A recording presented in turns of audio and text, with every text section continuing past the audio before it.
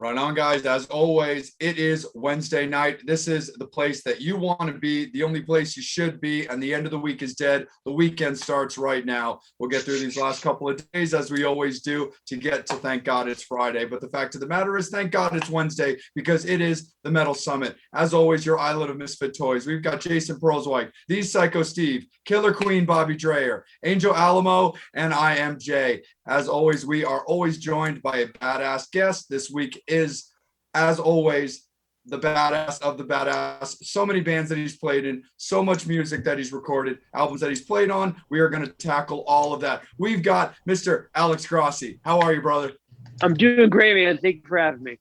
Absolutely, man, for sure. So again, we're going to touch in based on all of the good stuff, but of course, Quiet Riot, beautiful creatures. But we're going to start right with you getting ready to hit the road, and with new music coming out, Hookers and Blow, man. Jump right into it, because we know you've got some stuff to say on that. Yeah, we finally finished our record this past few months, and it's coming out, I believe, July 28th, the release date, and there's going to be pre-order before that. It's a cover record. We've never really written any music, but we picked a very eclectic list of covers to kind of put all together and see what happens. And we actually last week released the list of the track listing. And if you've seen it, it's going to be pretty interesting, And then about a month from now, we're going out to Texas and doing 5 shows in a row for early promotion for it, which we haven't played in forever. So should be, it'll be great to get back. I mean, I don't not only miss playing, I miss seeing my friends, it's crazy. Absolutely, man, for sure. Definitely, man. So talk a little bit about the history of Hookers and Blow. So we talked a little bit off the air when I was just kind of asking you about the lineup, and you were talking about, of course, yourself, Dizzy Reed, Mike Duda from Wasp, Johnny Kelly, and I had asked if Robbie Crane from Rat and Thin Lizzy was still playing at the time, but you said that it was Mike returning to the family when it comes to that. So just touch base a little bit on the history and the coming together of Hookers and Blow. Well, basically, I moved to Hollywood in like 2002, and there was a place called the Cat Club. It was next door to the Whiskey, that was sort of the watering hole jam place for all the rock guys. So if you wanted to get a gig or meet somebody, you do to go there. And I didn't know anybody, and I just went in there one night and I met I met Dizzy, and I was a huge GNR fan. I got a picture with him, and I said, there's a lot of demand back east where I'm from for, stuff like this. Would you be interested in coming back and doing some cover gigs with me? He's like, yeah, GNR is not working right now. So sure. So we exchanged information and put a set list together. And he said, so I wrote it up as Dizzy Reed of Hookers of Guns N' Roses. And he said, dude, I want to call the band Hookers and Blow. Can we do that? I go, fuck yeah, we can. I go, well, we can try. So we had the design, the logo with the cocaine font designed, and I booked it as Dizzy Reed's Hookers and Blow, and the first 4 shows we did were packed. I mean, just because of the name. And then they get there and we're playing all hit songs, and it's a big party, and it sort of really grew. I mean, it's been 17 years now since we've been doing this, and it's grown from, playing for a few $100 a night and free beer to touring all over the place. I mean, it's scary that this thing becomes so viable.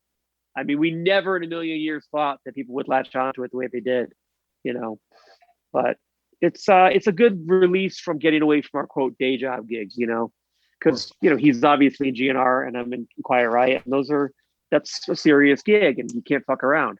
Hookers and Blow, it's like romper room sometimes, so we definitely, it serves a purpose for all of us, and we've had some great players in and out of the band over the years. Crane, we had Todd Kearns, Chips Enough filled in for a while. I mean, it's been an adventure for sure. Absolutely, man, for sure. I mean, it's always like a super duper cool show, because you've also had a lot of fun things when it comes to Hookers and Blow, like having like guest intros and stuff like that, like Don Jameson. Yeah, we took Don out to do comedy before we went on, because he would come to our shows and make fun of us on the mic before we played. I go, why don't you just come out on the road and do this, and we'll pay you, and you can make some money. He's like, okay. And God bless him, he shared a tour bus with us. I mean, for a month. and it said hookers and blow on the side of the bus. We had it wrapped and everything. And Don does not live the lifestyle some of us lead. He's a vegetarian. He goes to bed early, and he hung, man. He added so much, because rather than bring another band, why not bring a comedian? And it just adds another dimension. And from that metal show, it all kind of worked out. We've had some pretty interesting guests and supporters. You know, I mean, there's stories I could tell you that you wouldn't believe. I mean, it's really, we attract the madness, it seems, you know, even when we're not trying to. Sure. Absolutely, brother, for sure. Psycho Steve, man, let's kick it right down to you and bring you right in. Okay, so with all the bands that you've done that we all know and love, for example, Quiet Riot, how did you get the gig? Did you audition, or were you just like friends with Frankie prior because of Beautiful Creatures and other projects that you were in? I actually got the gig because I was playing in Beautiful Creatures, and at the time there was no Quiet Riot; they had broken up. Right. Kevin Dubrow was doing a solo record, and he needed a guitar player to tour with. So he was touring with. It was him and Janie Lane were doing a thing where they shared a common band and doing weekend fly dates. And I was recommended to him. I called him. We met.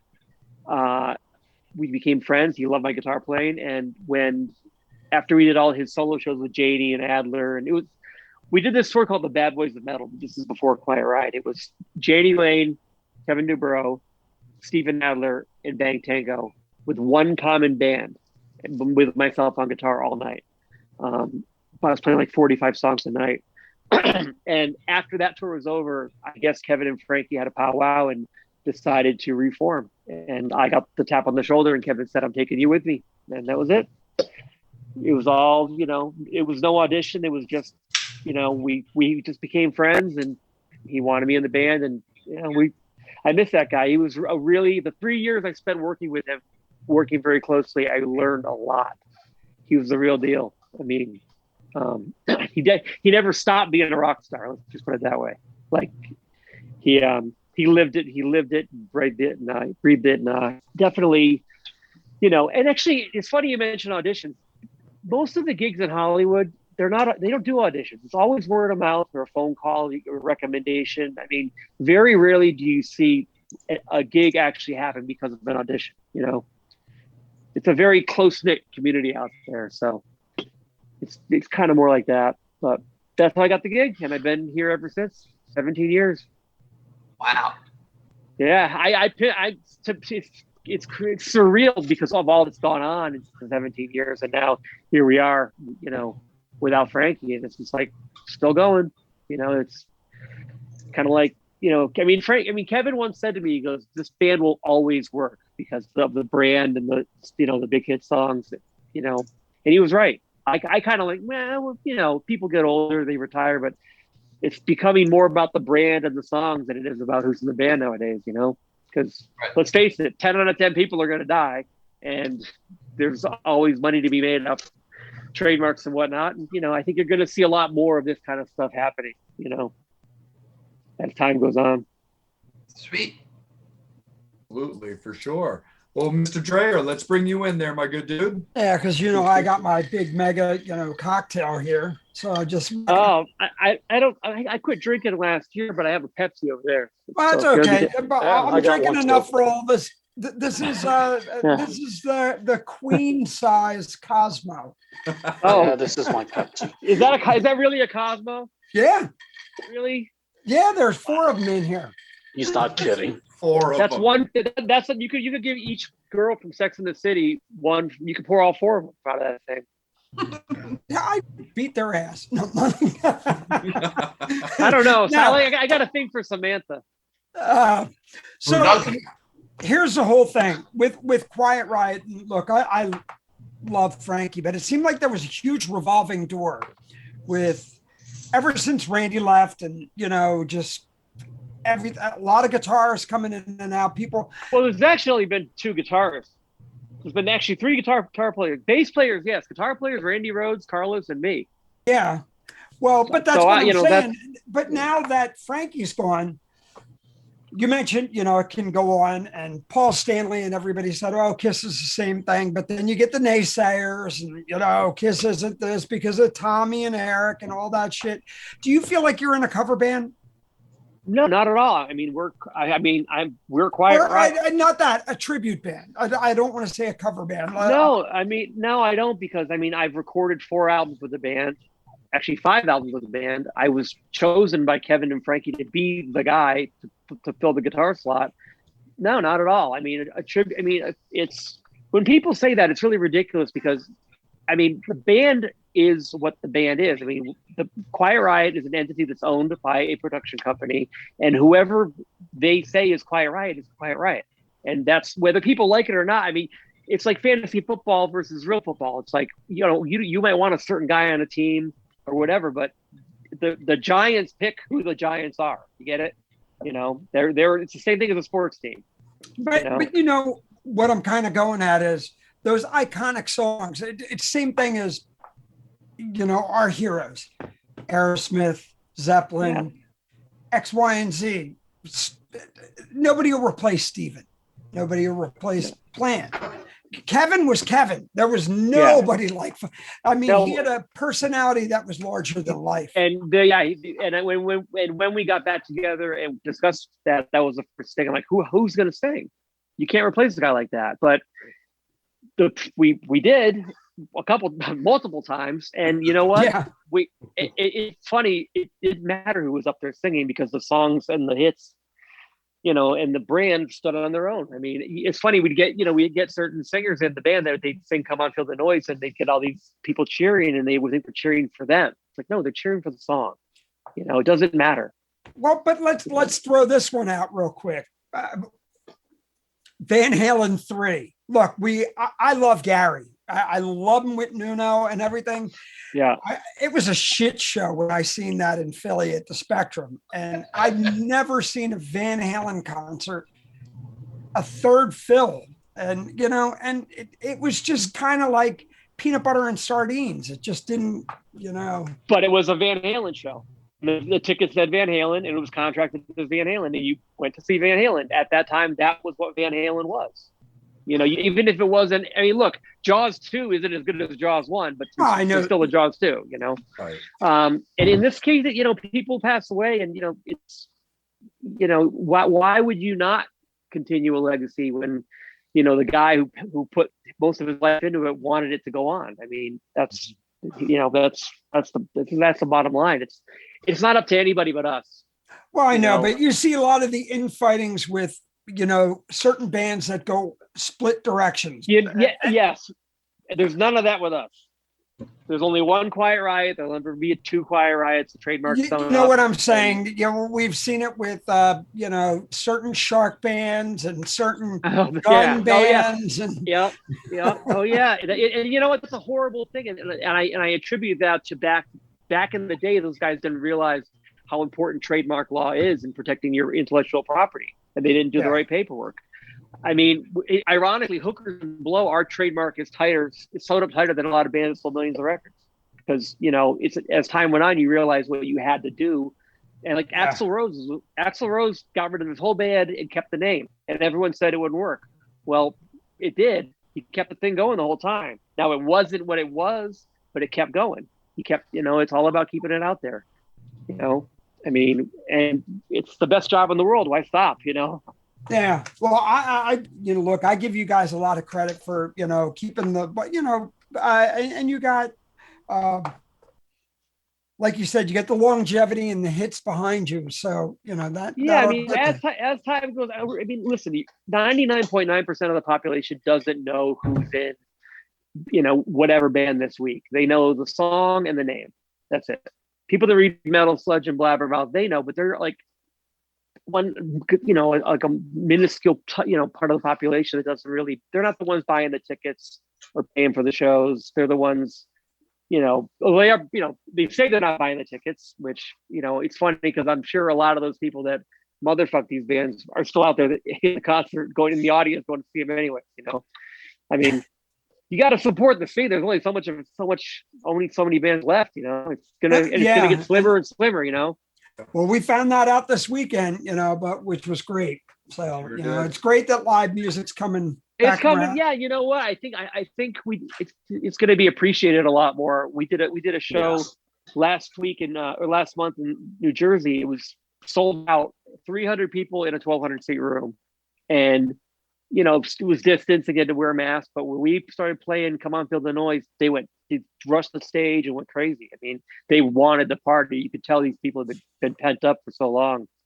And, it was, the people, everyone in that room had a good time that night. So that's what I really concern myself with. The people. Well, I'm just keeping my hangover going from Jay from this weekend. Absolutely, man. Oh, you guys hit it pretty hard. Yeah. Oh Yeah. Yes, we Because did.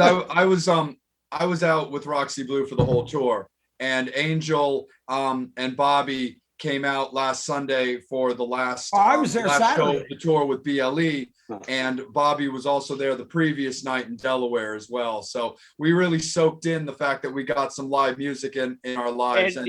And don't get me wrong, like, me, Angel, and Bobby, kind of like a ringworm. We've got our hooks into Jason and to Steve. We're gonna drag them out too. They just had some family and some hours at work that got in the way for now. But they know they're with us. We got them, and we're gonna get them out. Good luck. Drink. Stay hydrated. 100%. I am. Absolutely. On that same note, Jason, let's bring you right in, man, with your time. So Alex, I noticed all those guitars behind you. Yes. So my question is, which one do you take into bed and tuck yourself in with at night? None of them really. But if I were to, if the house, I'll tell you what. If the house was on fire and I could grab one, it would be. I have. I'll grab it. This guitar right here. Do it. It's been on tour with me. It's been all over the world for 20 years. Wow. And there's only two in the world. It's a glitter silver Paul Reed Smith, and it's just probably the best sounding guitar I've ever heard for me. Wow, that looks cool. And Only two? what's that? There's only two. Yeah, of this particular, because they made enough paint to make two of them. This particular finish. Oh wow. They made one that was on the cover of Guitar Magazine in like 1997, and someone bought that, and then they had enough paint to make one more. And when I got my endorsement, I asked for it. So probably this one. Cool. That's It awesome. needs a lot of work. It's definitely got a lot of road wear on it, but yeah. But yeah, they're all kind of, this is where I do a lot of my recording, and believe it or not, I do use most of them, but I'm not a real collector. I'm not like one of those guys that goes pawn shopping and goes on eBay looking for Les Pauls and shit. It's like, I got enough junk, I know guys that get way into it. Absolutely. I don't collect. I just love my guitars. I'm up to about $160 now. What's that? About 160 in. Wow. All of them. Oh my! And you play all of them? What's your favorite one? The one I have in my hand at the moment. No, but really, I'll show you. It's my favorite. Dun, dun, dun. 59. I knew it. I knew it. Is that a real 59 or That's a real reissue? 59. Wow. Yeah. Well, I can't beat that. I mean, I got a pink and black checkerboard guitar, which is pretty cool. When I got that guitar designed, I designed it and sent it to Paul Reed Smith because they're the company I work with, and they're like, "Really? You really want to do this?" I'm like, okay. Well, but, I got to thank you guys because you took Neil Sean, and when he left Gibson, ta-da! I've been asked about it. I just can't. When I was a kid, I had a Floyd Rose Ibanez guitar, and I fucking hated it. I had to bring all these Allen wrenches, and Speaking and actually, the Paul Reed Smith tremolo does almost as much as the Floyd. It can get as high and low if you adjust it right. Oh, nice. That's super duper rad. So actually, Alex, real quick, just to piggyback off of Jason before I bring in Angel and the fans, talk a little bit about how you got started with Paul Reed Smith. I got started. I initially met them when I got my first record deal, which was 1998 or 97, 98. My band got signed to Atlantic. It was a high profile deal, a lot of money. And at that time, our manager said, "Look, if you want to get free gear, now's the time to, at the time, write letters." There was no email. And I wrote a letter to Paul Reed Smith and I said, "We just got a record deal. We're going on tour with Sugar Ray and blah, blah, blah." He said, "Come down to the factory and pick out a guitar." And I picked out one. Since then, I've never played anything else. And even before I got the record deal, when I was 15, I went into a music store and I wanted one of those Eddie Van Halen Music Man guitars. Do you remember those? Yeah. The one like the pound cake, that era. And I had $1,500 that I'd saved up from teaching. And the guy behind the counter, actually, who's Richie Scarlett from Ace Frehley's band, was working behind the counter at the music store. He was all hungover and shit too. It was great. And he goes, he's like, "Kid, if you got $1,500, man, you got to get a PRS." I go, "Okay." So yeah, he put me in a room with an amp, and I had the PRS, and I had the Van Halen, and the PRS blew it away, and I bought it, and I stuck with them ever since. They're for what I do, the way I play, they're great. I mean, they're not for everybody, but I love them. They just feel right. Absolutely, brother. For Alex. sure. And they take a Alex. beating. They take a beating. Oh, absolutely. They definitely do. Jason, I saw you brought something Alex, in, dude. So let me kick it to you. You mentioned Ibanez and Floyd Rose. So here. Yeah. It's 7 That's string. the one. 7 Oh yeah. I had one of those. I had the cheap model, the cheaper version, but the Floyd Rose was just too much. It was too many moving parts. Adam Reaver, FU Tone, check him out. You don't have any. Oh, I know Adam. I know Adam very, very well. I don't want to Floyd. I mean, I don't want to Floyd Rose. I mean, I saw even Slash. He even got Slash playing a Floyd Rose. I'm impressed, but I don't know. Well, he does more than that. He's doing saddles. Gary Howie's using his shit now too. But I'm not locking trems. He's doing stuff for Howie's Strats.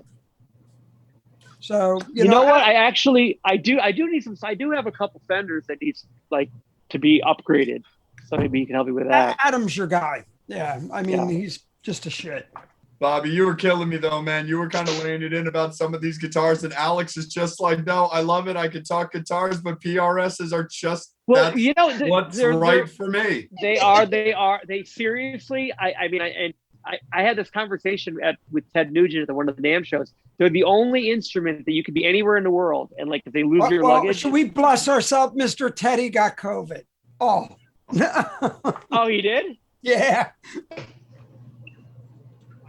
That's pretty funny. Actually, that's good. That's pretty funny. But anyway, he had a really good point. Anywhere in the world, you can go to a music store and pick one off the wall, and they're consistent. It's just they all play the same. They're not like Gibson or Fender where you got to pick up 10 to find a good one. Sure. They're really consistent. They're quality control, and they become family to me at this point. I mean, I've been through 4 different reps. I mean, I'm looking at 20 years with them, over 20 years. Great. Yeah. Absolutely. Wow. Loyalty goes a long way in this business too, because they've been loyal to me, and vice versa. Absolutely. I mean, I know a lot of guys that'll take 10 Schecter guitars for deal and then just sell them for the money, and that it sours endorsements like that for other guys. Yeah. I never take more than I need. I if I don't need it, I don't ask for it. I just, I know guys, I need 20 of these and 10 of these and every color of that. No, I bring 2 guitars to the show and that's it. Why, you're not Rick Nielsen? No, but I got the checkerboard. I did do that in honor of him. Got the checkerboard. He does. Yeah, this thing gets a lot of people are asking about it. I had to do it. Pink and black checkerboard. Oh, wow. Hell yeah, dude. It sounds really good too, actually. Alex, is your newest PRS the one that's actually got the Hookers and Blow logo on it? No, it's not the newest one, but that's actually an older guitar that was they redid with the logo on it. They wrapped it. Yeah. Hey, Alex, is that a Buddy Guy behind you? A Buddy Guy? Yeah. Your black and white polka dot. Oh, the dots. That's a Randy Rhoads, Paul Reed Smith. Really? Yeah, Yeah. That's one there's of the only one of those. Yeah, that's one of the guitars that I've seen Alex play consistently. Like Very Well, cool. yeah, I all mean, the time I've seen we do the tribute to Randy every night, and I figured, well, why not? I'm in Quiet Riot. I'm one guitar player away from him. Why not? That's- And they thought it was cool. Okay, well, you got your polka dot. I'll grab my polka dot. Oh boy, show and tell today. Well, Bobby's got everything while that Bobby's comes up. doing that, we'll go ahead and make sure that we bring him back in. But Angel, let me kick it over to you while Bobby's showing off his dots. So let's Angel, let's hear from you. Let's hear about the Summoners. Let's hear from the Rioters and from the Hookers of the world.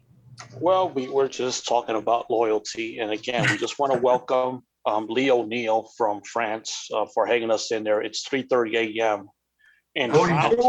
So to be here with us again, hanging in there with us, just want to say thank you for joining us. And he also has a question.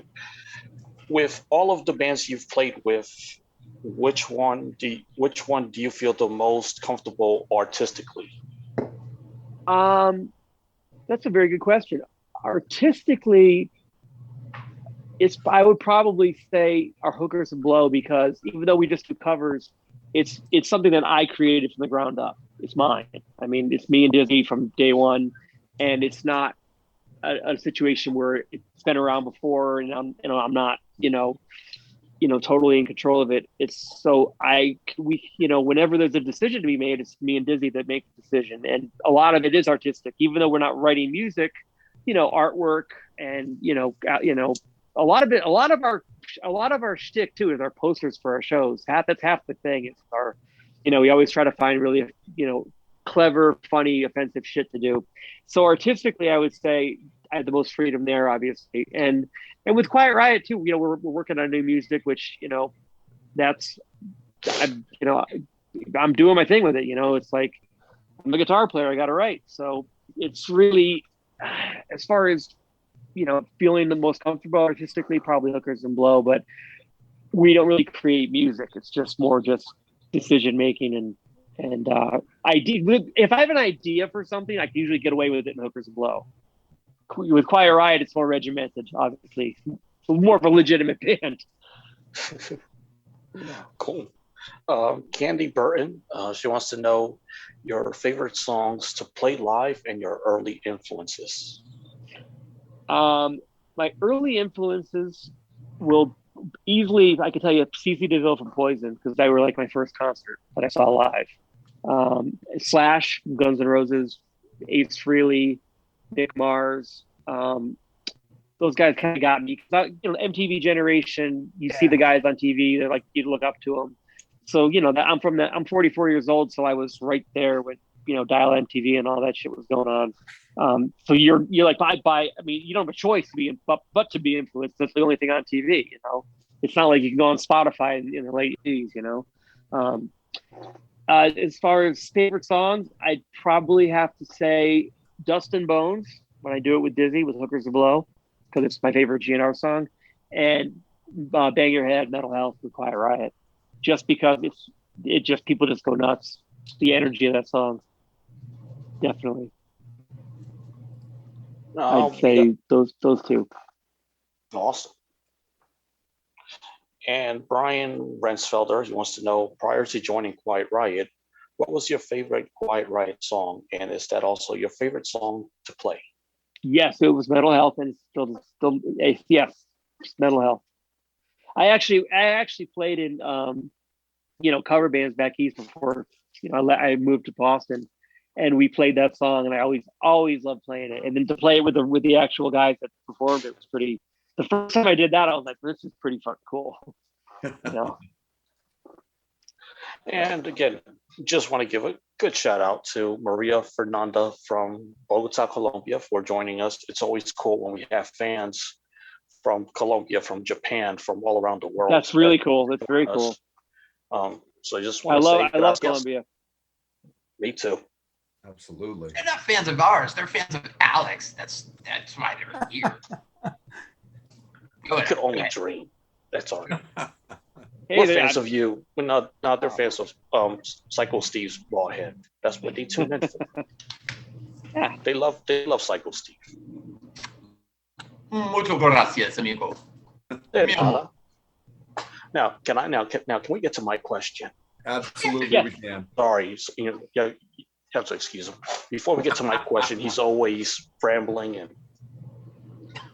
All right, now you made me forget my damn question. So okay, I just remembered. What was the first record that you bought? The first record that I bought, well, I was with that I got like for Christmas that I actually went out and bought. Oh, well, Like, 'cause I got the first one I bought with my own money, like paper money, was Girls, Girls, Girls, I believe, oh, nice. and Appetite for Destruction. I think those two were. I think I got them both on cassette around the same time. Yeah, they came out the same year. Yeah, That's around awesome. the same time. Yeah, and I had to do my paper route and listen to them on repeat.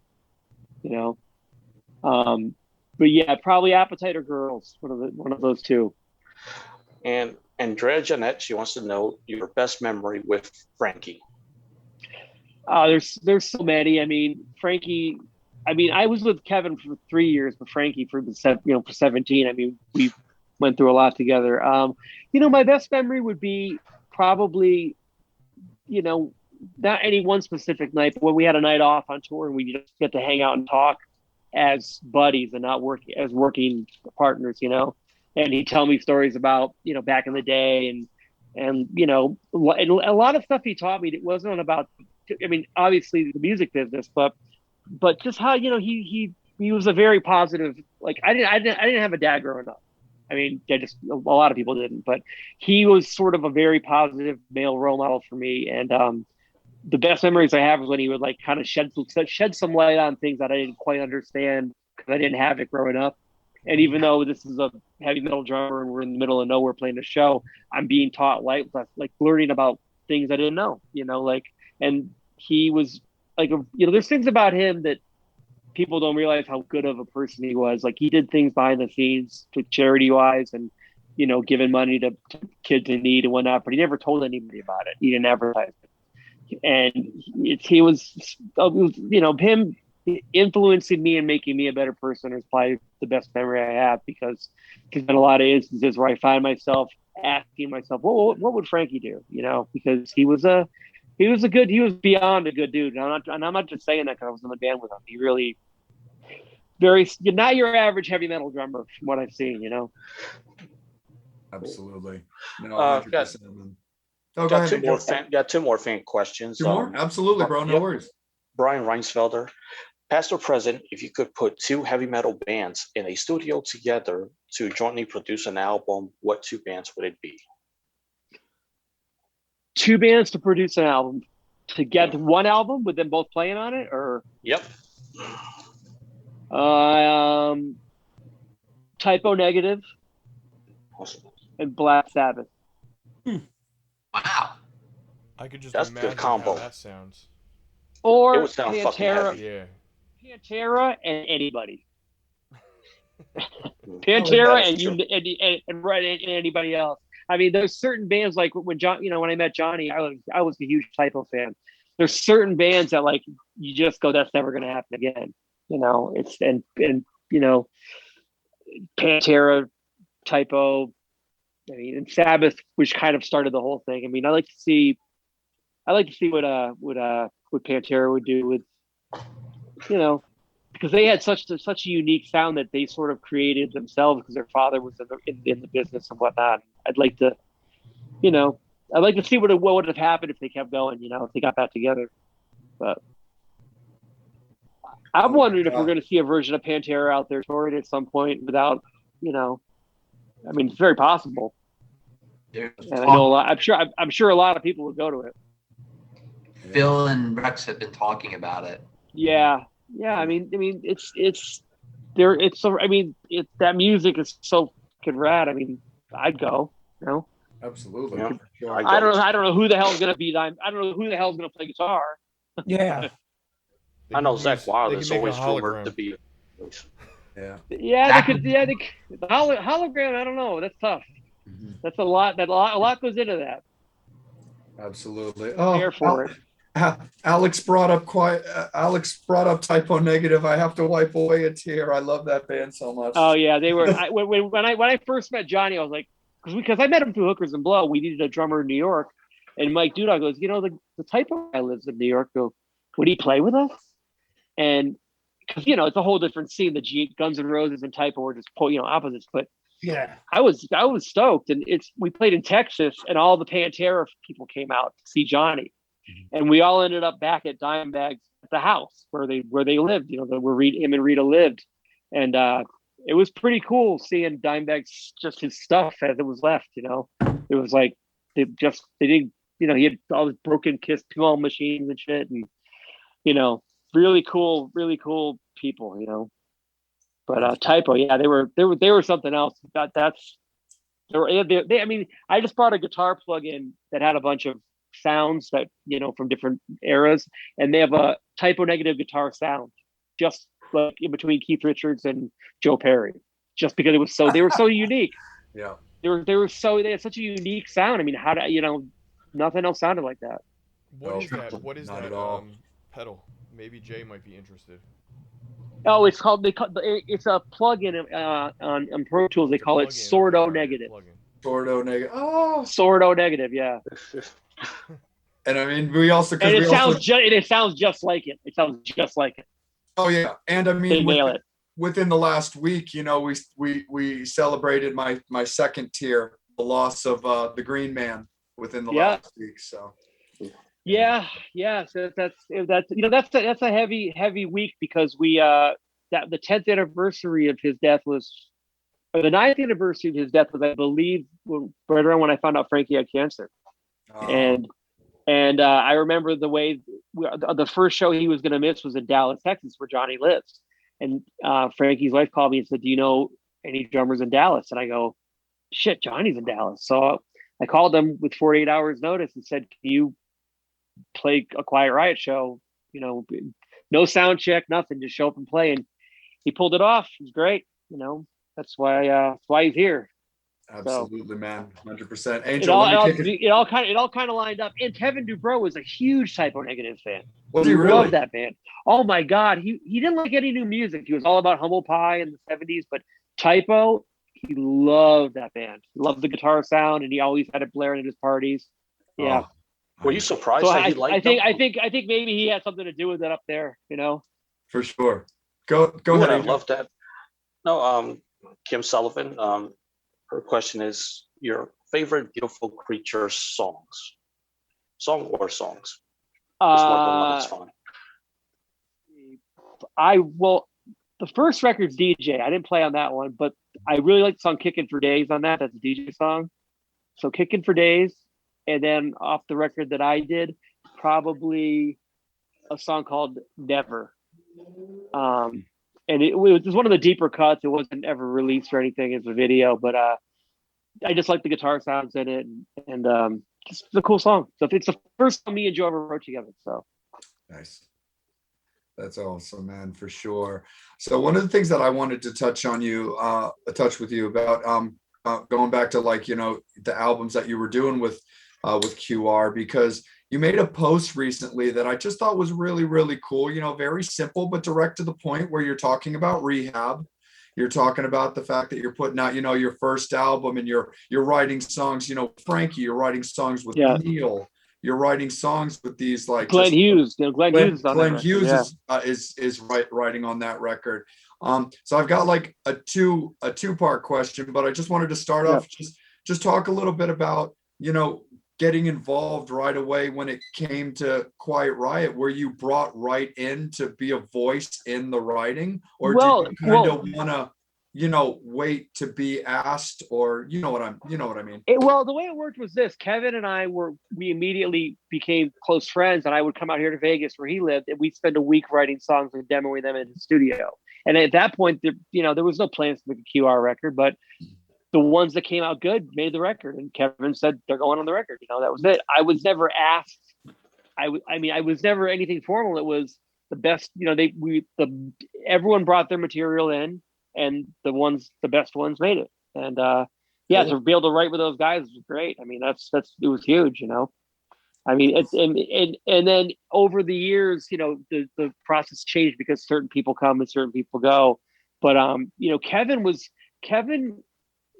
he wasn't a guitar player, but he could get a really good guitar sound, obviously for working with Randy Rhoads. And, a lot of those records, the guitar sound is Kevin. I mean, Frankie's drum sound is definitely signature, in the drum world, but the guitars too. Kevin had a really good ear for balancing the way, even live too. Like we do sound check and I'd go out front with him and he'd show me how to make a one Marshall half stack sound like four. He knew the little tricks and everything. He'd tell the front of house guy, do it this way. And he was very, very musical and very, whatever he was, musically involved in, he wanted to know how it worked and how to make it better. He was constantly learning. He was not a know-it-all at all. He was very like, if he saw me get a new pedal, he'd want to know everything about it. He'd get it, let me borrow it. Okay. Then I'm going to buy one. And then we trade, he was a gearhead, but not a player. It was like, he wanted to like just the overall evolution of the instrument, Absolutely. I get you, brother.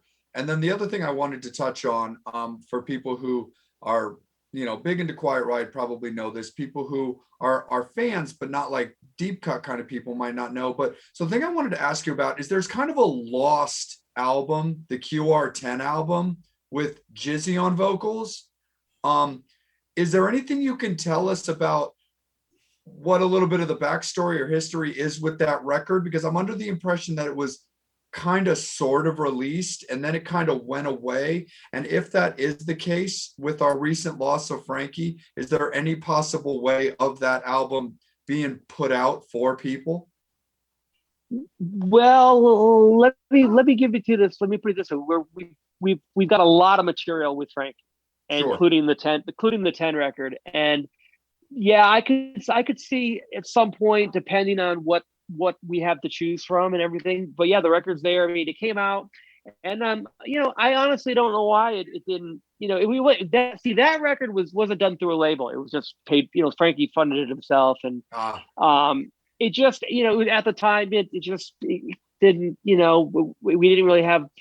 It wasn't the right time, so he kind of retracted it. But we do have it, and it very well could see the light of day in different form. Sure. And if there's some really cool shit on there, it'd be nice to revisit it. I actually don't even think I have a copy of it, but I remember how to play the songs, and it was, and in recording with Jizzy, I mean, his vocals on that were really, really fucking good. I remember. For sure. But yeah, when you're doing your self-funding things and there's no pressure from a label, you kind of just, you don't put in as much time and effort as you could, because money's an issue, time's an issue. So, but when if everything lines up, I definitely could see that happening. And I would say definitely pay close attention, because things are definitely happening on that front. I've been working on new music, and there's plenty of Frankie's drums left and music that we had before he passed that will see the light of day. Actually, with Hookers and Blow, the first song that we're going to put out with the album, with the vinyl, is a cover of No Quarter by Led Zeppelin. Nice. And we did the 8-minute version of it. Wow. It's our own version. It's just Dizzy, myself, and Frankie. That's it. Dizzy Della, John Paul Jones key bass, and it was, I believe, one of the last things Frankie recorded. And when you listen to this track, he did it in one take at 135 pounds after a round of chemo with a feeding tube in him. And if you listen to the track, it sounds like a 25-year-old kid playing. It's unreal how no matter how sick he was, when he got behind the drum set, it all went away. It was really weird. I mean, he would lose the feeling in his feet and hands from the treatments, but muscle memory from playing would just come out of him. Mm-hmm. It was the strangest thing. And I said, how do you go from being like barely, really weak to just banging it, playing like that? And then he goes, when I'm behind the kit, for some reason, I forget I have cancer. I forget I'm sick, and I'm just playing. And it's true, man. He really, when you hear that track, you're going to be blown away at how well. I mean, Disney called me. I was out on tour with Quiet Riot with a different drummer when he was tracking back in LA with Disney, and posting photos of it, which we're trying to like, not tell the public you're not going to be there, but I mean, it was a testament to how much of how musical he was, because I couldn't believe it. I mean, one take, 8 minutes long. That's so bitching, dude. That's I don't know if you guys know this, but they just brought Modern Drummer just finally put him on the cover. Just came out. Wow. Yeah, I helped write some of the article. We all kind of contributed to it, but it's a really good spread, really touching. His daughter wrote some stuff about him in there. It's really cool. Not your typical, 45 words on the same hi-hat symbol or whatever they do in that thing, know. Oh yeah. So. No, 100% for sure. Psycho Steve, let me kick it down to you, man. You get the final segment before break. All right. Was guitar your first instrument? No. My first instrument was, I played piano, and then I got suckered into playing the French horn, and I was actually really good at it. So I play in the high school band when I was in junior high. So I was playing with which that's quite a dubious position to be in, I suppose. But I realized that, I mean, it's this big cumbersome thing you got to carry around, and didn't really look like all that much. I didn't see a lot of girls waiting backstage to meet the French horn player at my shows. So, and then I saw wore a thong, they would have, but Yeah, no, it was French horn, and then my grandfather died very young of cancer. He kind of helped raise me, and he one of the last times I saw him, he was a musician too, working, he played in cover bands, bar bands, just whatever. And he said, get a guitar, learn how to play guitar. You'll get work. You can earn a living doing that. You're not going to make money with the French horn. And I said, okay. And that added that, plus seeing Poison live, plus everything else. I mean, every kid ends up wanting to play guitar at some point, but hearing it from someone you look up to and who is an actual musician, but kind of solidified it for me. So and I got my first guitar. Do you still own that first guitar? I have the neck. It was a harmony guitar, and it got smashed up, and I kept the neck somewhere in storage, but no, I don't have it. I don't like to, I don't really hold on to too many keepsakes. I do have, it's not here. I do have my first Paul Reed Smith back in Connecticut, which is cool. The blue one? I bought from Richie. No, it's 20 something years old, but it's in storage. I still have that, which is cool. Nice. Like my first like real guitar, because up until that point, all I had was like an Epiphone Les Paul, and I had like one of the low rent Kramers, A Focus. Might have, no, it was like the cheap Beretta. I think it was the cheaper Beretta. The Beretta guitars. Yeah. That's hilarious. And just because I like when any member of the team brings up like first and stuff. Do you have your first laminate from your first big tour? I don't, but my mom does. She has a scrapbook back in Connecticut. And my first big tour was opening for, I think it was the Goo Goo Dolls when my band got signed. Yeah, Goo Goo Dolls. Goo Goo Dolls or Live, one of those two bands. Yeah. It was the 90s, but it's great PA. Those guys in Live are great. The Harrisburg guys. Actually, they were great to us. They treated us like shit. But Van Halen brought them out. Dude, they kicked us off the tour. We got the Live tour, whatever, it was the East Coast thing, and we played Copper. It was at their peak. It was when they were peaking out. Yeah. For whatever the Lightning Crashes album, whatever album that is. And we went on stage, and our singer mentioned after the first song that their basketball team had won that night, and like 10,000 people went nuts. So the singer for Live, Ed, heard the audience cheering for the opening band when all they were cheering for was the fact that we mentioned a basketball team. And we found out the next morning we were replaced on that tour with an acoustic guitar and a cello act. So, what? Yep. because because the opening bands, you get this much stage, you get no sound check. We were just happy to be there. We were, fuck, this is killer. But I guess mentioning the basketball team and getting a reaction from the audience did not sit well with Mr. Kowalczyk, so we got kicked off. Oh, damn. So that's my life story. You're I playing a could bigger go into audience some than he stories is. about Kowalczyk, but it more or less goes with other family members. But Oh. Well, he sort of owns the name now, right? He's the guy, right? Yeah. He and his brother distanced himself from their dad, who I'm close with. Right. It's a whole fucked up situation there. Yeah.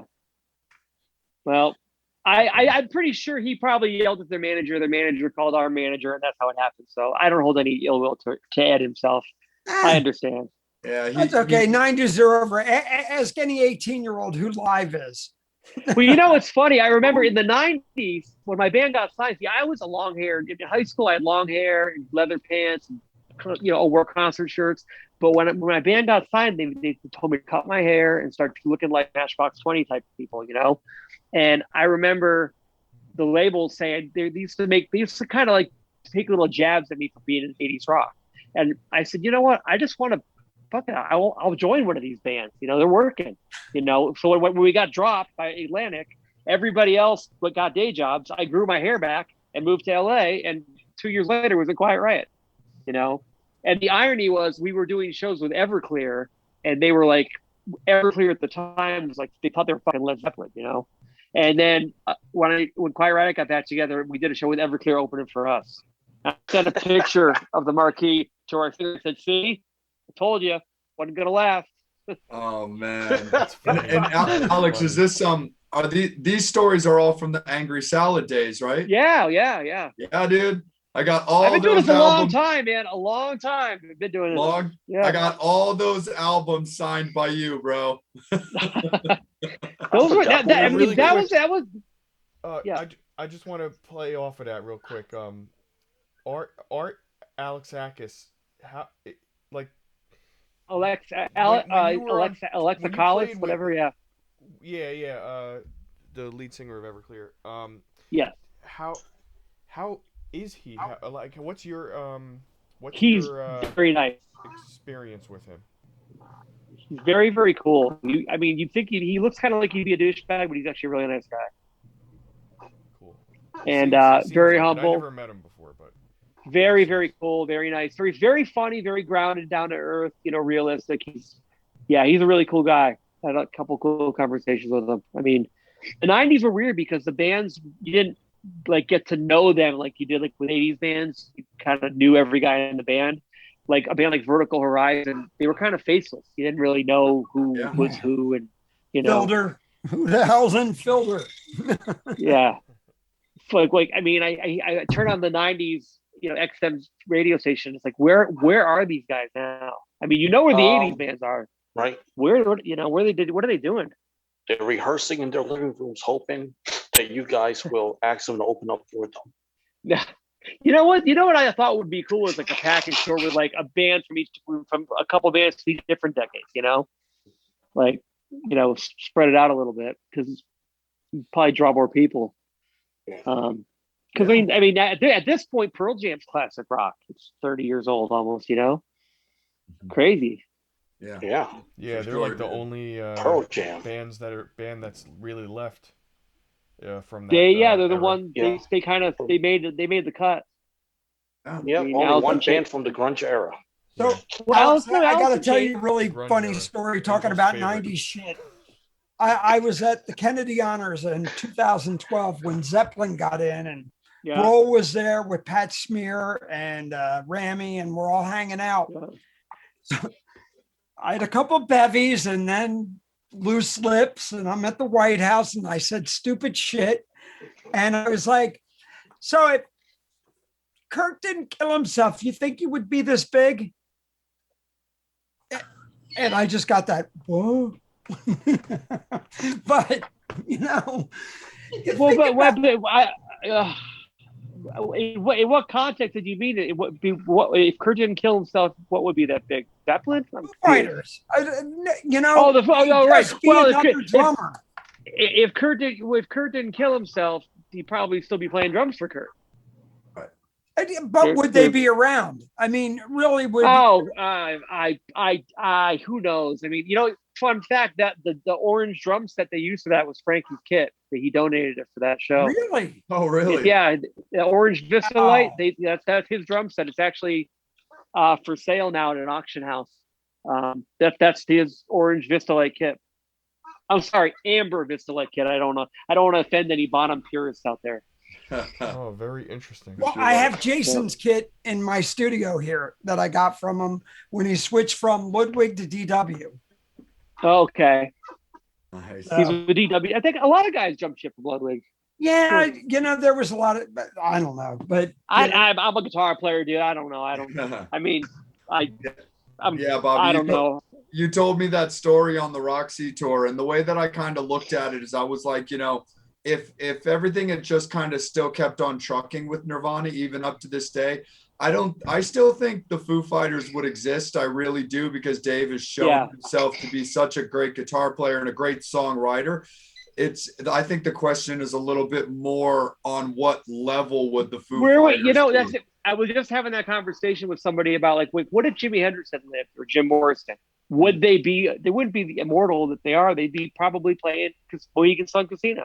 Yeah. Just like all the other bands in that genre, Well, Dave Grohl, he's like a different animal. Yeah. He knows his shit, and he's good at what he does. I think that he would, I think that he would be I think he would he'd be doing something else regardless whether Kurt he was would have alive or not. still done Foo Fighters, and he probably still would have continued on doing whatever he did. Maybe. Yeah, and I think actually what the Foo Fighters, the content the Foo Fighters have put out over the years compared to what Nirvana put out. I mean, I like the Foo Fighters a lot better than I like Nirvana. I mean, I don't know if that's sacrilege or whatever, but I think their music. Well, they also had put more time into it. Yeah, the Nirvana had, they had two or three records. That was it. Yeah. Yeah, pretty much. No, definitely. They didn't really evolve, and Pearl Jam stuck around, but they didn't put out a lot of music. They took a lot of time off, I think.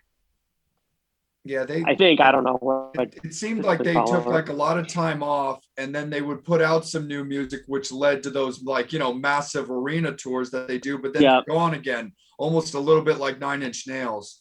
Well, Pearl Jam is different. Pearl Jam is like, they have a huge following. Like they do. Their fans are like diehard like Pearl Jam fans. Oh, they're like Fish fans. Who the hell knows? They are. Yeah, exactly. Oh, dude, you have Fish. You have no idea. I mean, I shared a management company with them at one point. Our manager worked for them, and I go, "How are they doing 100,000 people in Maine?" And he goes, "You have no idea how big these guys are, and they're not on the radio." But then it made perfect sense. They filled that void the Grateful Dead left. Alex, before we hit break here with Jay, look, I live here in Bucks County, and I'm good friends with Mickey Morandini, who is Dean Ween.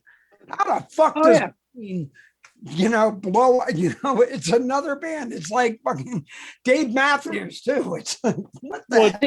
That's that. Listen, there's no. It's not like I always say. It's not a talent contest. There's no grade on anything. It's what people like, what people don't. I mean, it's a weird business, You just never know. Look, I did my share of Buffett shows. No, 100% for sure. So Angel, hang tight, buddy, because the fans have been very patient. I'm going to bring you in next. We always do want to take a time at the top of the hour to thank our sponsors of the show for them being involved with us and supporting us and allowing us to continue to grow. So we really, I'm kicking this one off thanking Bradley, BLE with Brad, Angie, and Dawn. Thank you guys so much. They just put on an amazing tour, with Roxy Blue headlining their own event over this big weekend. That was absolutely fantastic. So Brad, Dawn, and Angie, we really appreciate everything that you guys do 100%. I want to thank Saren Cadaver from Twisted Vines out of Rhode Island. Twisted Vines Horror Decor. She does everything from like making Ouija boards to like caskets to voodoo dolls. She's very, very talented, and we really appreciate her being involved with us. We always want to thank David Rosenfeld. I got to spend some time with him out on tour. His band Tonal Crush opened up one of the Roxy shows. So David, it was really great getting to kick it with you, brother, and look forward to everything that you've got going on with Black Rose Rebellion as well. So we really appreciate you being involved there. I want to thank Mark and Janet from Rock and Horror Apparel. They're also TMS alumni. They did a fantastic episode with us, and we really appreciate them. Janet is currently actually filming a new horror movie that she's doing called Terror Tunes. Mark is doing music with that. And they both actually just got cast and announced in an upcoming movie called Appetite for Sin. So look out for that kind of stuff. Everybody who's into horror movies, Mark, Janet, congratulations, you guys. We love you, and good luck with all of that. And I also want to thank John and Bubby's Beanery Coffee Shop out of Toms River, New Jersey, for being involved with us so far as well. We really appreciate everything that these guys do. Fans, don't move, stay put. We'll be right back in about a minute. We are going to take a quick commercial break, and then we'll be right back with more of the Metal Summit. So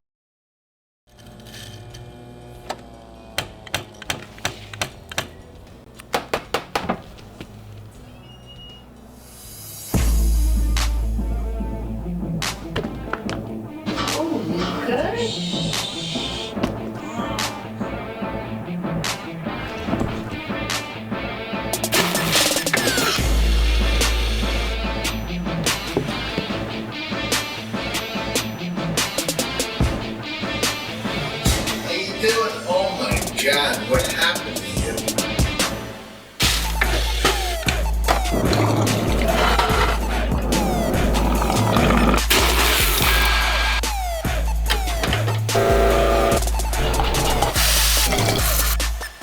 Oh, I hope you feel better. Have a great day. Sweet baby Jesus.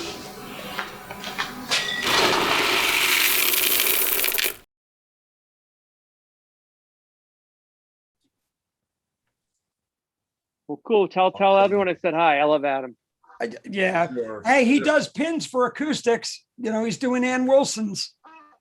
You know what? I just got the. You know what? I have this guitar right here. It's a 52 reissue Oh, Esquire. oh, And nice Jeff Beck. It needs, I want to redo the set, pimp it out, upgrade everything on it. I bought a pickup for it, and thing sounds great. It just needs a little more cha-cha, if you will, because bridge saddles is the old style. So that's super duper rad. I got a big question. As soon as we come back, I want to ask you about. We're back. We've been back live, Bobby. I've been trying to kick us back. We are live. Here we go. Yeah, so thank you so much, fans, for kicking it and rocking out with us as we jump back into guitar time with Alex and Bobby. But sponsors, endorsers, thank you guys so much. We love you to death. Bobby, hang tight. I'll bring you in next because I told Angel I was going to kick it back to him. I still have some I'm doing right now. No, I'm sorry. I couldn't stop laughing about that. It's all right. Okay. It's rock and roll. It's not supposed to be perfect. Yeah, it's so never true. All right. Question from Brian. You mentioned Mental Health as being your favorite song. Can you describe your first time hearing that song? Actually, I can. I was probably 7 or 8 years old watching MTV, and I remember the guy in the straitjacket with the mask and seeing that and being kind of scared. Yeah, I remember. too. Yeah, it was 82, 83, whatever. And I remember MTV was playing like a total of 12 videos in rotation, and that thing was on every couple hours. And the guy with the mask, and I remember seeing that, and then hearing "Come On Feel the Noise" everywhere. Because it was such a crossover hit when I was a kid. I mean, I was 6 or 7. But I remember seeing the guy with the mask. So yes, I do. Well, we're gonna go to Leo Neal. Again, we appreciate you still hanging out with us at 4 a.m. That is so fucking rock and roll. Because none of us can stay up that late. This question is: do you prefer to play in a band with one guitar or 2 guitars? It depends on the band. With the GNR stuff, like when I play with Alex Appetite, obviously you need 2. It's just kind of hard though, because you got to find guys that can play off each other. I like being a guitar player, just because it's just you get more control over things that I can, the way all of my like Van Halen, Pantera, all those bands had one guy, and the GNR and Aerosmith, even though I love them, I never really totally understood all the interplay between the two guitars, how to do it right. It's definitely an art to it. But yeah, I like being the only guy. The whole two dogs, one bone thing doesn't work all the time for me. Yeah, we got a question from our good friend Matt Porter. Any Spinal Tap moments during your touring years? I mean, that's like asking me if my hair is black. I mean, Oh yeah. no, it isn't. We all dye it. Mine ain't blonde. No, yeah. I mean, they're all spinal. The whole thing is, I mean, I can probably try to think of one. Let's see. Jeez. I mean, all of them. The entire thing. I mean, literally, my entire career has been Spinal Tap. I mean, that movie. Those guys were geniuses. It's almost like they had a time machine. Some of the shit in that movie has really happened. But yeah, there's been moments where certain things didn't fit on the stage, and definitely the infighting, the manager quitting. I mean, you name it, and it's all there in that movie. Anything you want to know. Well, you talked in the movie about anytime something bad happened on stage, it always seemed to happen to Chuck. Oh yeah, he's got the worst luck with gear, constantly, and it's always something so simple, and I mean, he's I don't know. It must be some bad luck curse he must have gotten from the '80s. He used the wrong amp sometime and it was cursed or whatever. But yeah, whenever there's a problem, usually it's coming from the bass, and not his fault. Just random weird shit happening. Mm-hmm. Like I've seen him take a brand new battery out of a sealed box, put it in his pedal, and then go to plug it in, play half a song, and the battery just dies for no reason. It's like it's haunted almost.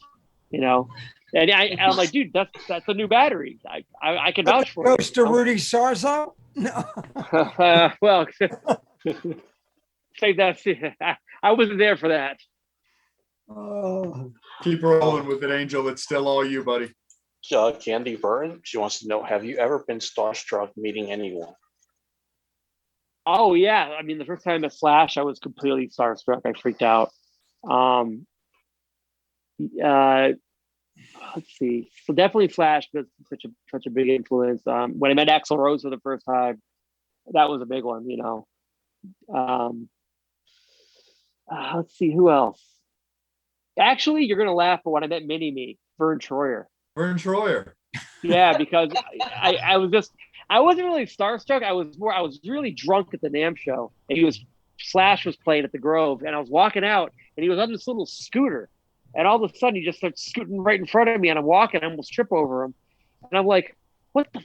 It freaked me out, It's like just me and this little guy on a scooter, and I'm like, "Wait a second, you're Mini Me," and he's like, he was drunk. Fuck you, his little tiny finger, I'm like, all right. So that just happened. So I don't know if that I'm not starstruck, but I almost tripped over him, But yeah. But I don't know. I mean, like, where are you going in this fucking scooter at 2:00 in the morning? It's NAMM. What the hell? Yeah. And what are you doing in NAMM? Oh. Wow. Here's my question. When it comes to songwriting, what's the method to your madness when it comes to songwriting? It depends on who I'm writing with. I'm not a big lyricist, but usually, like, for example, the record that Scott Coogan and I did, I would do most of the music, and he would do all the melodies and drums, and we'd kind of like just mesh it together.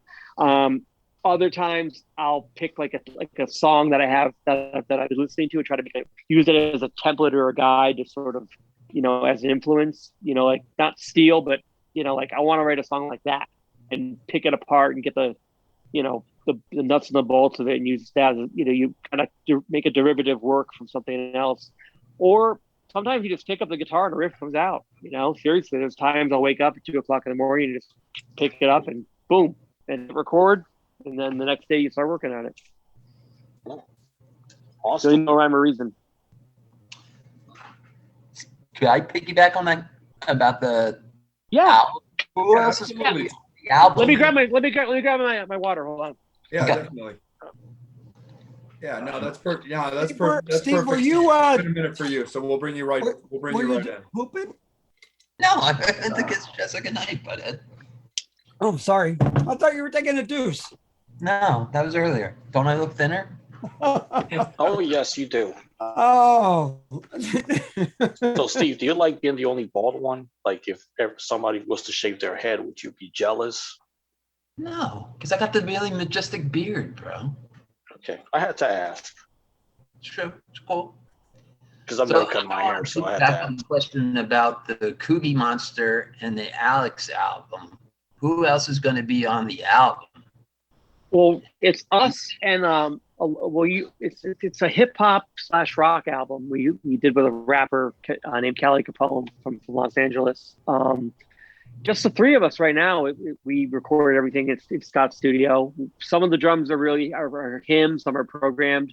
He's doing a lot of the vocals. I did all the guitars and bass, and the arrangements are. It's a very eclectic. When you hear it, you're gonna freak out. It's really different than anything we've ever done.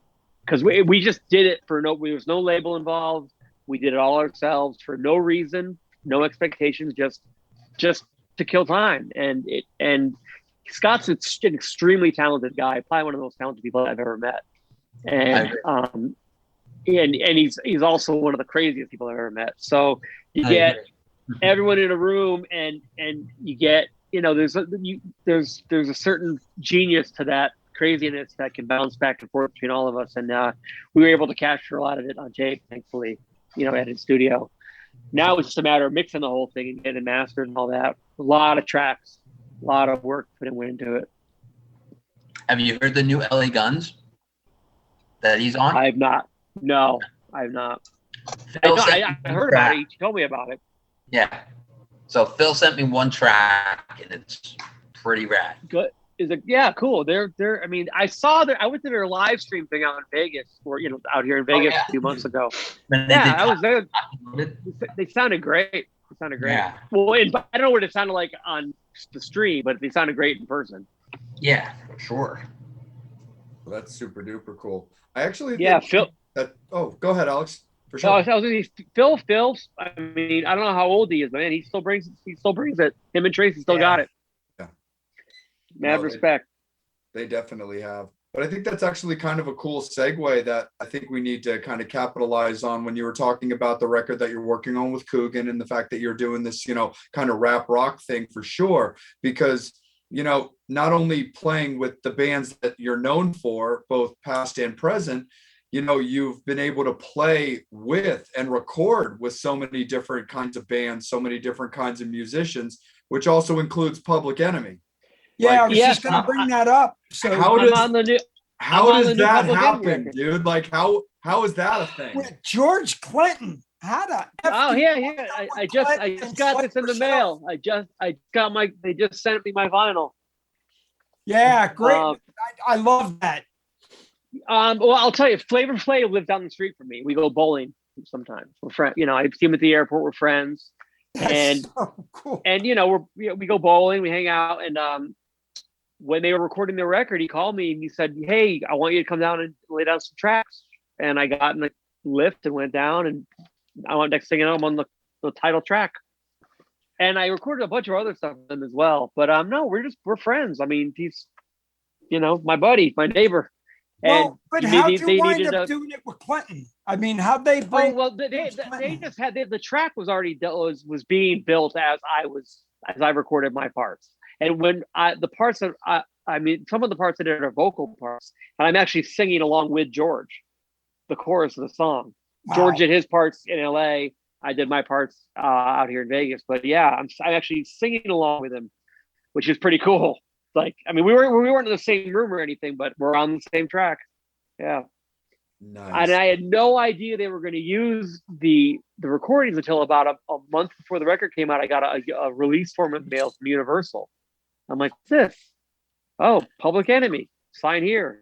We're going to use your tracks. I'm like, wow, that's one for the resume for sure. You know, Of course. it's a huge record because it's their first record back with Universal, Def Jam Universal. So they got Ice-T, Ice Cube, Beastie Boys, Questlove.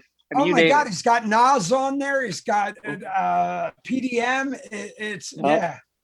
I was so stoked, and Flav's just such a sweet guy. I mean, he's not. People think he's this crazy dude for the character that he is, but when you get him one on one, he's a really, really. Well, you got the Really Beasts nice on guy. here too, because you got Ad Rock and Mike D. Yeah, you got Beasties, yeah. And actually, before we recorded at his 60th birthday party, he wanted to do Bring the Noise. So he called me to put a band together around, to do the Anthrax cover. Wow. So I put a rock band together, and he had a guy. Chuck D wasn't there, but he had his cousin do Chuck D's part, and we did it. It was fucking killer. I mean, to play that song live, it was beyond packed. It was really, really cool. Floyd Mayweather sitting right in front of me, fucking killer.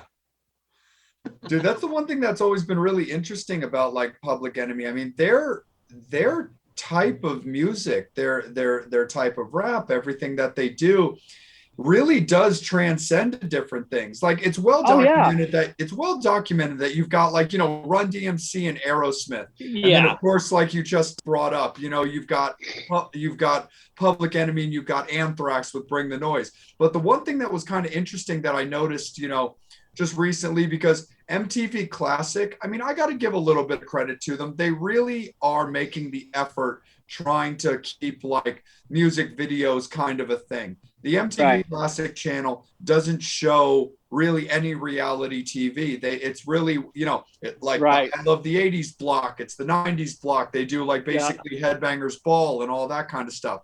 So I watch a lot of music videos on that channel. Not only, of course, do you see multiple Anthrax videos with guys like Scott wearing Public Enemy shirts. Yeah. You see Public Enemy shirts on Donnie Wahlberg in New Kids on the Block videos. Oh yeah, yeah. They're the Rock and Roll Hall of Fame. I mean, they're probably. I mean, as far as our generation, there's NWA, there's Public Enemy, there's those. They're one of the big ones. I'd say they're up there with Metallica in the hip hop world. For what they've done. And I mean, Flav is a very musical guy. He plays every instrument. Like we worked on another track together where I laid it on the guitar track to a click, and he went in and did drums and played bass to it too. Nice. Just by himself. So he's a very talented musician, actually from Connecticut. He was born in Connecticut. Oh, cool. Yeah, he's there's a lot more to that guy than the clock and the yeah boy. There's a lot more to him. It's image. A lot of it's image. Yeah, it's a carry. He's a hype man, but he really his instincts. I mean, when I did the track, Chuck D was already on there, and Flav was adding his tracks, and I heard it without Flav. I just heard Chuck, and I'm like, okay, sounds like a rap song. Mm-hmm. And Flav goes, yo, Alex, I'm about to put the cereal. I'll put the milk on the cereal. Watch. I go, huh? He goes, I'm putting the milk on the cereal. You can't have cereal without the milk. So he goes in the vocal booth and does that thing he does. And all of a sudden it goes from being just a song to there's the sound, there's Public Enemy. Doing those little accents and these little things. And it's a very unique thing that he has created, and a character that he built. And he's like definitely you can't do that group without him for sure. He's so a big part Alex, of it. let me interject here. So you worked with Mike Varney, which was the beginning of the whole rock thing when you were with Bang Tango. Bang Tango, yeah. But going back to Public Enemy, with everything we're going through now, with George Floyd and everything else, when Public Enemy was during the height, it was Fear of a Black Planet was out, and it was the Rodney King thing. How ironic is that? I mean, you were there at the start of I know Barney, and you think about that, you're going, wow, there's a little bit of history, and there's there's a lot of deep shit here, you know. Yeah, the record's very the title track is called "What You Gonna Do When the Grid Goes Down." Yeah. It's about what's gonna happen when shit hits the fan and we don't have the grid. Yeah. I mean, it's very relevant, you know. And I think that the record came out at the right time. And yeah, it makes you think, you know. I mean, it's serious shit going on, you know. Did you think that you were going to be? I mean, look, Public Enemy is definitely an iconic band. I mean, oh yeah, think about it. That they really, you know, during the Bush era, then they were the Shakers, and here you put this song out right at this time, and it's like, wow, that's. Well, I mean, there's definitely, you know, I'm sure it was definitely, they were thinking marketing and it's relevant music. It's relevant. It means something. It's not just putting it out to capitalize. It's doing what they do is making a statement, you know, which is a very relevant, very timely thing. I mean, I hadn't heard the song until that day, and I'm like listening to the lyrics, going, "Fuck, man, this is heavy. This is very exactly what will we do when the grid goes down?" You know, I mean, I was singing that line, going, "What?" in my head, going, "What's going to happen?" You know, because I mean, shit was getting dicey there, and it still is. You know, we're in a very weird time. So, yeah, being a part of that. It's amazing that you're on a piece of history now. And I told this to my brother the other day. I said, "This is probably when I got the record." And I said, "This is the biggest thing I've done. I've been playing rock guitar for 25, 30 years, but this record is going to go down in history, not because it sells 10 million records, but because it's very relevant and it's deep. It's not WAP, you know." Yeah, it's not like you put a song out to go, "Oh, look at my licks, look at this." Yeah, you're with a band that really made a statement back in the late 80s, early 90s, when there was no Black Lives Matter, when there was right, when it was NWA and look. Well, it's well, the media's, there's a lot more nowadays. The media can cause a lot more, you know, they can do a lot more, if you will, and influence people. I mean, you couldn't escape any that footage of George Floyd. It was on a loop on CNN. You know, I mean, it's pretty gnarly, you know, and it's horrible. What a horrible thing. But I mean, I think that the hold on. But for you to make the title cut of a fucking Public Enemy album, I mean, the first thing that hits right now, I'm like, kudos. I think that is so you know what? Thank you. Hold on one second. I gotta plug my phone in. All right. All right, go ahead. Yeah, sorry about that. Yeah, no, I'm very, very thank you. I'm very honored and very, very humbled, because there's a lot more to it than just playing on some, rock record, Yeah, I mean, it really says a lot about you as an individual to be on that. Look, they probably could have brought tens of thousands. It was. Well, you know what?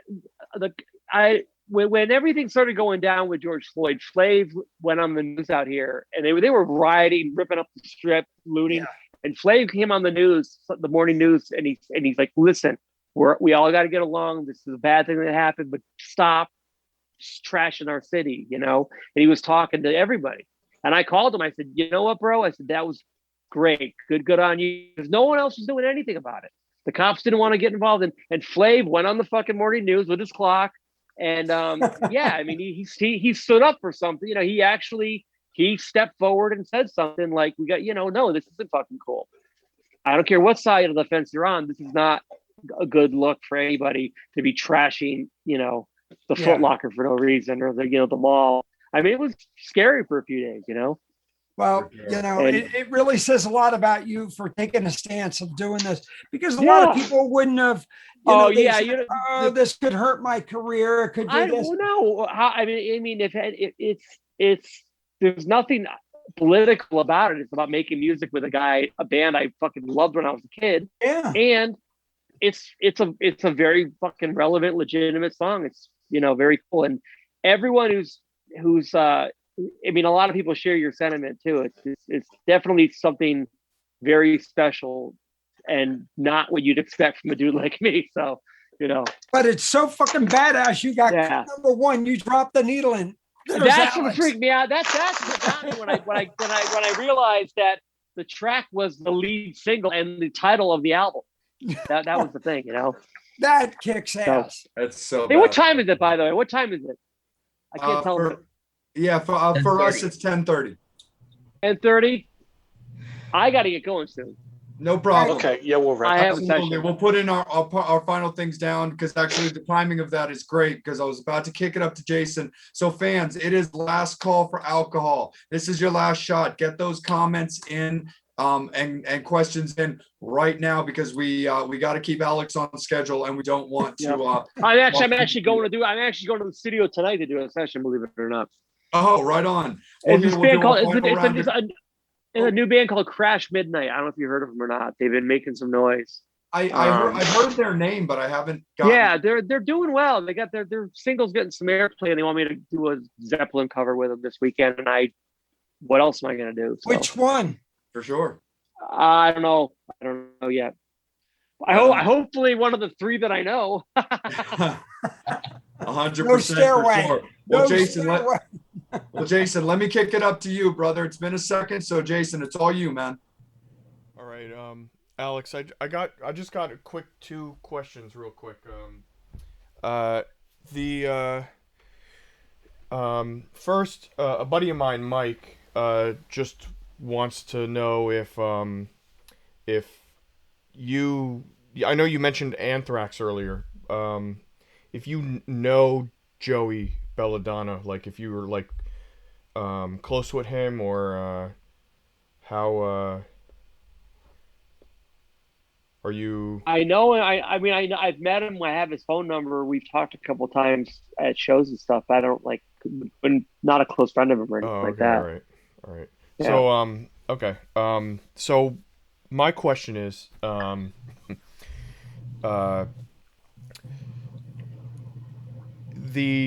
is there any artist or musician today that you would listen to or do listen to, or no? Like it's in a new what new bands? New bands. None. I barely listen to anything these days unless it's something I'm recording. Okay. I like to keep, I'll keep the classic rock station on in the background, but it's just, I admitted I'm kind of stuck in whatever some classic rock station. I don't have anything. The last new band I was really impressed with was Muse. I thought they were incredible, okay. And that was 10 years ago. So it shows you how up things I am. Oh, you know what? That new song by Death by Rock and Roll, that's Pretty Reckless. I think it is. Yeah. I love that song. That's a great riff. Cool. Nice. Right on, man. For sure. Psycho Steve, let's kick it to you, brother. All right, I'm going to piggyback off of the question that Jason asked. If you can form an all-star band with members of any band, dead or alive, who would it be? Oh, geez. An all-star dead or alive? Yeah. Well, obviously you're going to get, okay, I'll tell you what most people probably say. John Bonham on drums, John Entwistle on bass, Jimi Hendrix on guitar, and I don't know, Freddie Mercury on vocals. That's the obvious choice. I'm going to go, let's see, dead or alive. I'm going to go alive. I want to see a band with let's see here. I don't want to offend anybody, but I've had a couple of pretty good ideas in my time of what would be like a really interesting band to see. Off stage, not on. I'm not talking musically. I'm talking about in a room drinking beer with 4 guys, But no, honestly, I don't know. It's so hard. That's such a weird question because, I'm a huge Eddie Money fan, so I'd like to see Eddie Money collaborate with somebody that he never had to work with before. Maybe. It's sad that he left us so early, but Eddie Money and whoever he's willing to fucking hire. There's my answer. Right on. Right on. That's super duper awesome. Before I Actually, hold on. Eddie Money, Ace Frehley collaboration. Oh, that could be good. But no music. I just want to hear them talk to each other. Just want to have them just talk it out. Yeah, I don't want to, and no fucking guitars. No, I don't want any music involved. I want to hear those two guys talk back and forth. Just talking about life. About New York. I want to hear about back in New York. That's the two of those guys together. That would be fucking hysterical. I would tune. I don't care. I don't want to hear any fucking music. I just want to hear those two guys talk to each other. Oh, Alex, I would tune into that show every week. Yeah, I would. Yeah, absolutely. Yeah. That would be super duper rad. Before we kick it to Angel and the fans to close out anything that the fans have to say, the one thing I wanted to touch on you right quick is talk a little bit about Bang Tango and the album Ready to Go that you did with them. Oh, that was me and Joe's first record. Well, we did the Beautiful Creatures and that record at the same time. That record came out really, I mean, we did it very bare bones. It wasn't a big budget, but it was a lot of fun to make because it was, we wrote it and recorded it as we went. We had the baffles set up in front of the drums and baffles in front of the guitars so we could all play together in the same room and not have bleed through. So a lot of what you hear is live. Oh, it's just like we get the arrangement and then boom, that's it. Then I go in and do the overdubs after, and then Joe would do his vocals, which took forever. But that's Joe. No, that's some good songs in that record. And actually, Disney recorded 2 songs on it with piano. He did piano and organ. That's our first recording together as well. Oh, nice. Because you also had Curtis Roach on bass on that album. Curtis Roach, Curtis Blow, Curtis Armstrong. He didn't even know his name. His name's actually John Epler, but we called him Curtis. And Captain Curtis, Curtis Blow, Curtis Longfellow, Curtis Armstrong, and it just seemed to work. I don't know what his name is on the record, but it's Curtis Roach.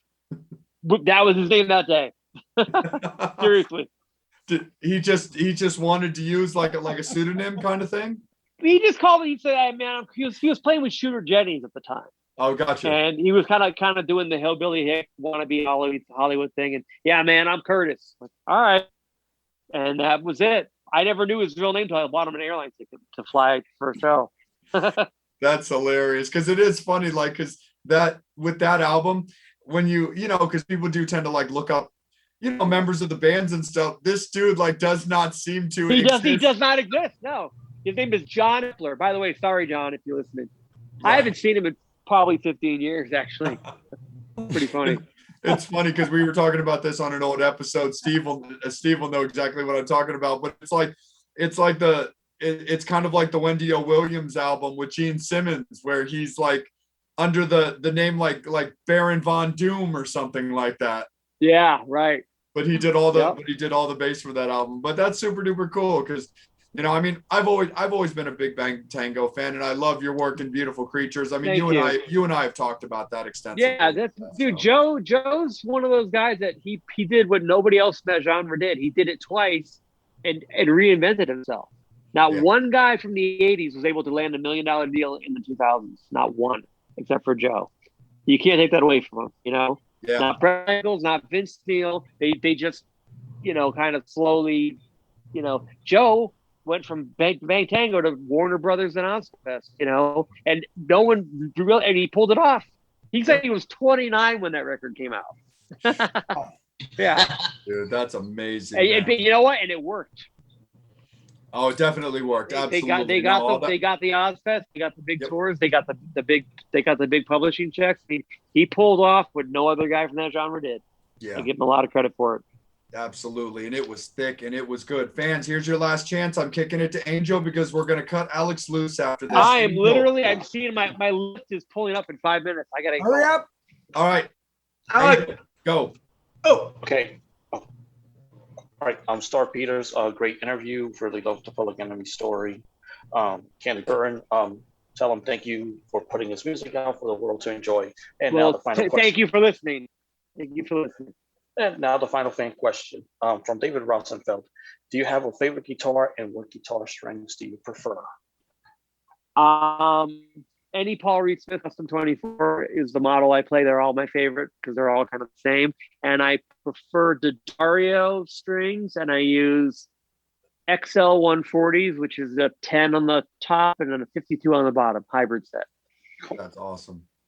Right. Can I be more Bottom. specific? Yeah, we like big Oh bottom. yeah, I gotta get the 52 on the bottom.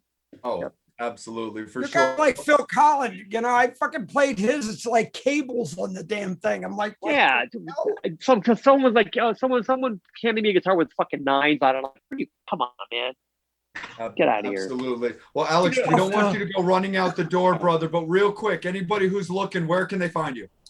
AlexGrossimusic.com is my website, and I'm on Facebook and Instagram and Twitter and all that shit.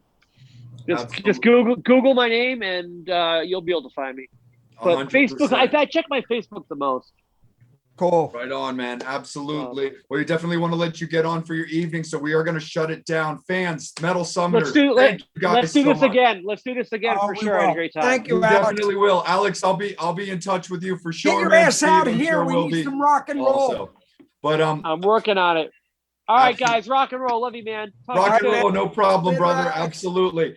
Fans, thank you guys so much for watching. As always, as you see, Alex has to sign off. We can't hold him up from his session for sure. So we thank you guys very much, as always, for being involved with us. You know, coming in, checking on us every single week. We got a cool show as always for you next week. We'll make the announcement on Friday. Another shout out and thank you to Brad Lee and his whole crew for the invite of the Metal Summit to partake in the events over this weekend. So we really, really do appreciate him allowing the team. Yes. May to be able to do that. 27th. Yeah. So And we got 26th. for anybody who the announcement May has been 27th. put out there. For anybody who's not familiar with it, Kickin' Valentina, May 23rd, the Oh, next cool. volume of BLE's Summer Showcase Series. TMS will be there again. So again, fans, hit us up on all of our social medias. Follow us on Facebook. Damn sure hit that YouTube channel, guys. Get and like and subscribe to that for sure. Hit up our Instagram, hit up our Twitter. It's where we put out all of our announcements and all that good shit, guys. We love you all so much. Again, we appreciate Alex Grossi for being with us. For Jason Perlsweig, for Angel Alamo, for The Psycho Steve, for Killer Queen Bobby Dreyer, for I Am Jay. Thank you guys again so much. Announcement on Friday again. We appreciate you guys. We love you guys. As always, you know where you've been, you know where you're going. You've been watching the Metal Summit.